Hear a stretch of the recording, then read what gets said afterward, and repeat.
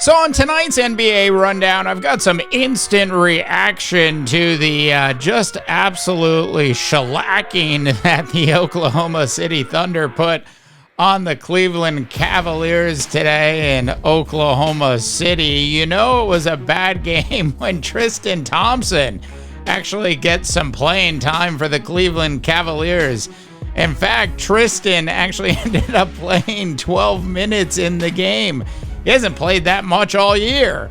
Look, at the end of the day, I have to say I was not terribly surprised to see the Oklahoma City Thunder actually win this game. What I didn't see actually coming was an absolute blowout, and that is exactly what this game was. I don't ever slow up, no I don't take shit. I got no love for the fakeness. If you wanna play tough and wanna hate this, I'll always show up and make a statement. All right, new to the NBA rundown, please go ahead and subscribe, and of course like this video.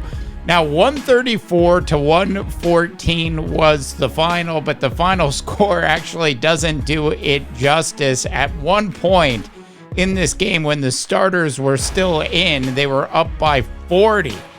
Look, at the end of the day, the strategy that the OKC Thunder actually put in place absolutely paid off tonight. Now, not terribly surprising to see Shai actually go for more than 30. He actually finished the game with 40 points tonight, had a absolutely fantastic game. Lou Dort actually ended up making 6 3-pointers in tonight's game. He went 6 for 9. So for those of you that had that on your bingo card before the start of the game, you might have won some money on FanDuel or DraftKings. I'm just saying. Look, the Oklahoma City Thunder did not have Hartenstein tonight. They didn't need him tonight. They played a fluid offensive style that not a lot of other teams can actually keep up with. The big difference in the game, though, wasn't the offense as much as it was the defense, which was, if you will, I think the correct word to use here is tenacious. An absolutely tenacious defense by the Oklahoma City Thunder in their win against the Cleveland Cavaliers. Now, every once in a while, the spider actually doesn't show up, and this was yet another case of the spider actually not showing up in a big game. He actually finished with just 8 games, and I know he's been going through a bit of a shooting slump, which in the previous game he seemed to rectify, but that slump came back tonight. 3 for 15, but if you have a chance to watch the replay of this game, just check out the defense and how tenacious it was in shutting down the Cleveland Cavaliers. It was almost as if whenever there was actually a rebound, the Cleveland Cavaliers just absolutely disappeared. Now, I don't mean to come down on the Cavs. This is a road game. They beat OKC in Cleveland. This isn't the end of days for the Cleveland Cavaliers or anything like that. But when you look at what OKC did, this is yet another example where I think at this point it is clear as water is wet that the best team in the Western Conference is absolutely the OKC Thunder. Now, they finished tonight with a 34-6 record. They have an 850 winning percentage at this point. And you just watch this team play, from Jalen Williams to Shai to all the other pieces that they have. The Bald Eagle also played okay tonight. He ended up scoring 10 points and won Alex Caruso. But the depth on this team is just really interesting. Isaiah Joe, 12 points in tonight's game. We talked about Lou Dort and what he ended up doing. Jalen Williams did not have a huge night, not like his big nights that he's had recently, but he still put up 19 points. He had 5 assists and 6 rebounds in the other game. The other, Jalen Williams, actually got some playing time as well. He had 14 minutes of playing time tonight, had 5 rebounds, 1 assist, and 5 points in the game.